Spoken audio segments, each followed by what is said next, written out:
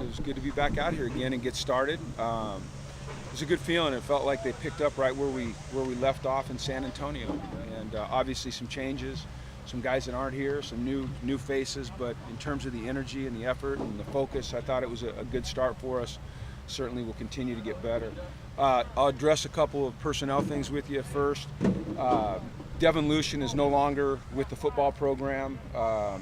He's decided to go a different direction. I thought I knew what that direction was, but as of this morning, I don't know. But he will not be a part of this program anymore.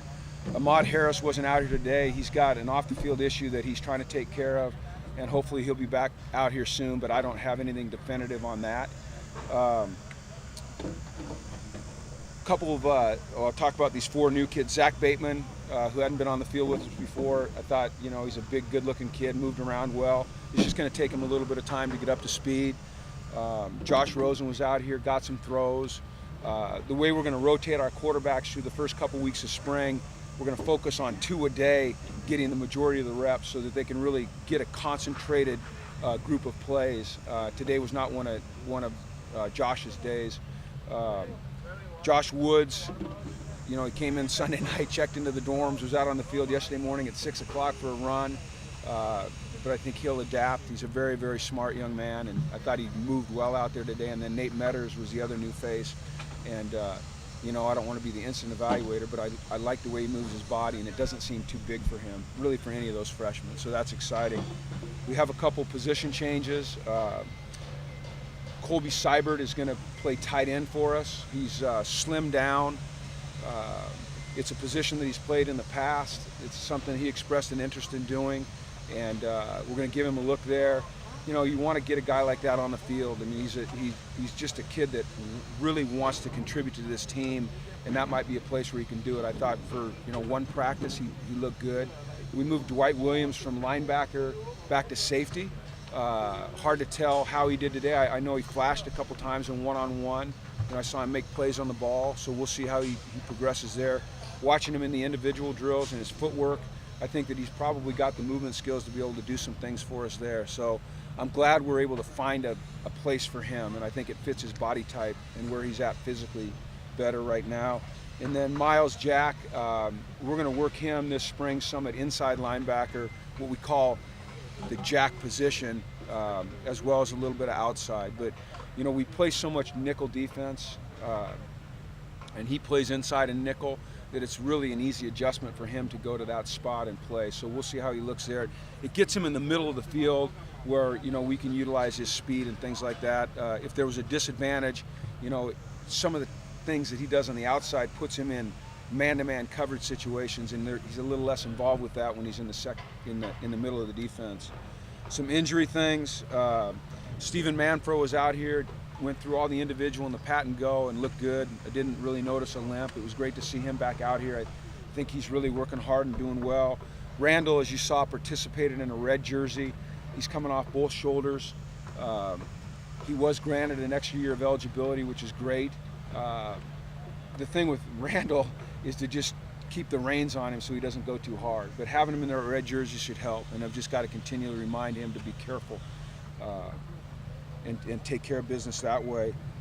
It was good to see Simon back out here today. He worked at right tackle, and he looked more like Simon. He looks like he's trimmed down. He's not gimping and limping around like he was last year. So I think he's on the right path to recovery, and it's good to see. Denzel Fisher was back out here, hadn't been out here for quite a while. Ryan Davis was back out here doing some things. It was great to see Cam Griffin out here.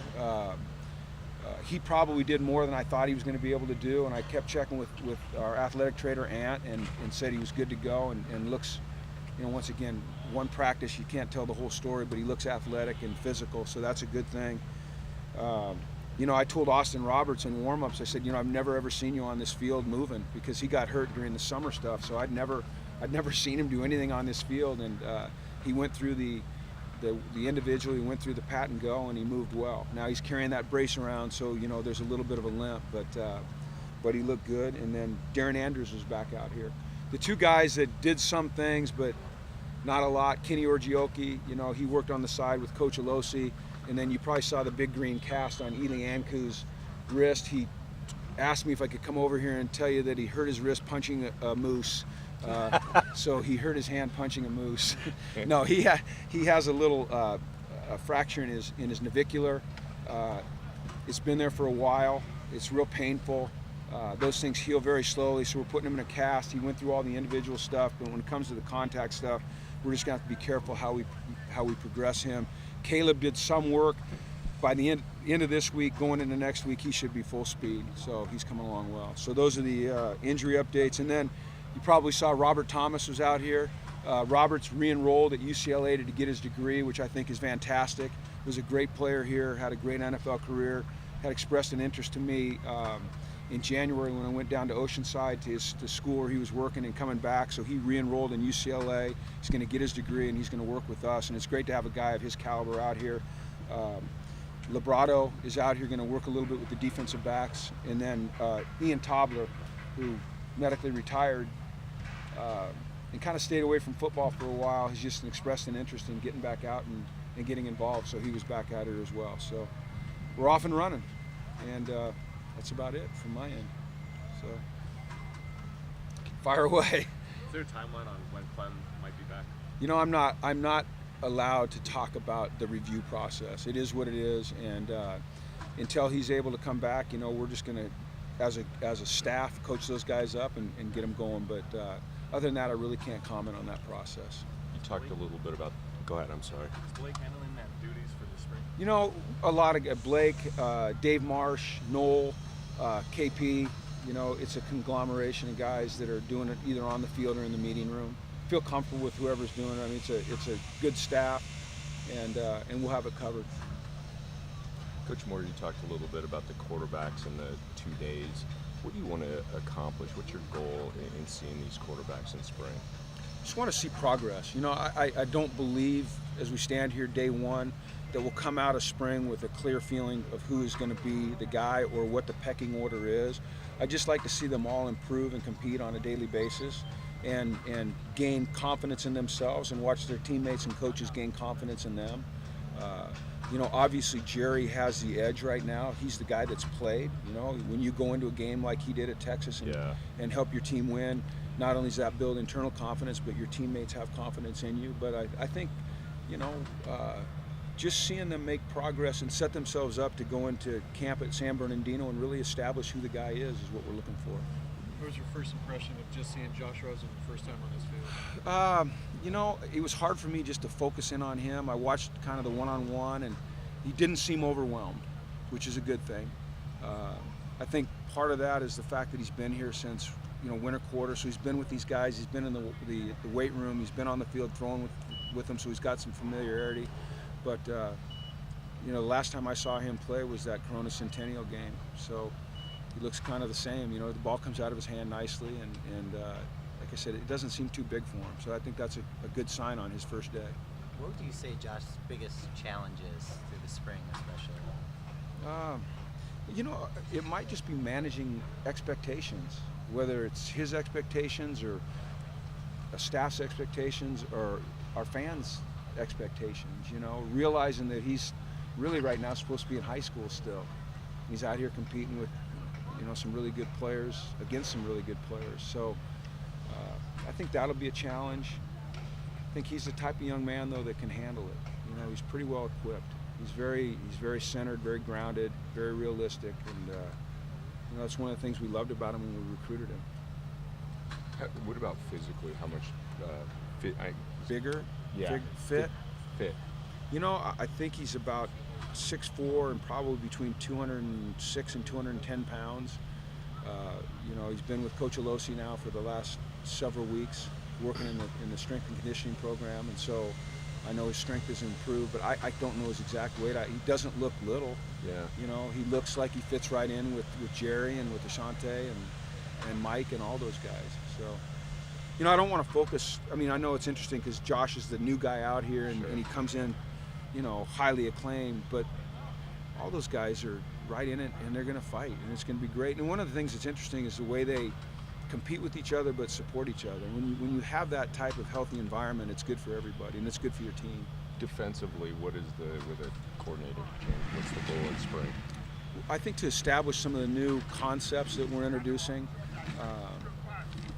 and there's not a lot, but sometimes there's just a little bit of change in focus. You know, when you hire a guy like Tom Bradley with the experience that he had, we were sitting in the special teams meeting yesterday, and he turned to me and he said, I saw him tallying things up. He goes, "This is my 39th spring practice." Wow. You know, start of spring practice, my 4th. You know, and so when you have a guy that's had the success that he's had with the experience that he has, it's just always fun, no matter how established you may be yourself, to hear his ideas and his perceptions and maybe a different take or a different angle on how you've always done something. And so it's fun to be around that, and I think our players are refreshed by it as well. It seemed like he ran quite a few 4-3 concepts at Penn State when he was DC there. Do you foresee maybe more of a shift to that, or just sort of similar stuff to last year? You know, I'm always hesitant to talk about 4-3-3-4 because we play so much 4-3 principle stuff anyway.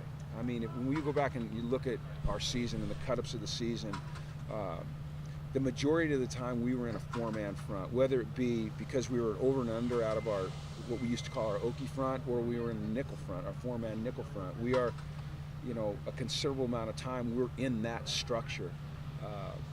I think that every 3-4 team has 4-3 concepts in it. So we won't abandon some of the odd stuff we do. Yeah, and you know what, you could really actually, you could just transfer everyone's thinking, if you want, away from 4-3-3-4 and just go, sometimes they're going to be an odd and sometimes they're going to be an even. And does that make sense? Yeah. And that can be whether we're in our base defense or in our nickel defense. So it's more kind of a function of how we want to align guys rather than what our philosophy is of being 3-4 or 4-3. It's both. And quite frankly, every team I've ever coached, it's been that way. So was that? Yeah. Okay. No, I got what Tom you're being at Penn State during the Sandusky scandal, did that give you extra pause at all during the hiring process? I think our university and our athletic department in combination did a tremendous job of just making sure we went through the process in the correct way and did our research. You know, you can use the word vet. We were patient. We talked to a lot of people, and we were sure in our decision that he was the right guy for this job at this time. So I'm very comfortable. You know, as long as the chancellor and the athletic director are comfortable and feel that we've done our due diligence, and I just feel like we've done our due diligence, and I feel confident that we've made the right decision. Other than maybe quarterback, is there a position group that you're taking a close look at, especially this spring? Secondary, you know, it probably the safety position more than anything. You know, with Randall coming back, seeing where he is, Tahan now being a year further along, Jaleel, you know, putting some weight on. He's gained some weight. I'm really kind of focusing in on the safeties. I think we need to develop defensive line depth.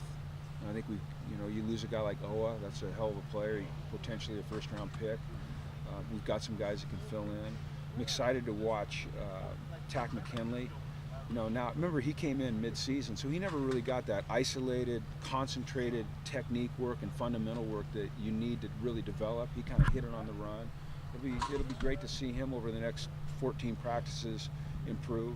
But as a group, I would say, other than the quarterback situation and seeing where that falls, it would be the secondary, and specifically the safeties. Yeah.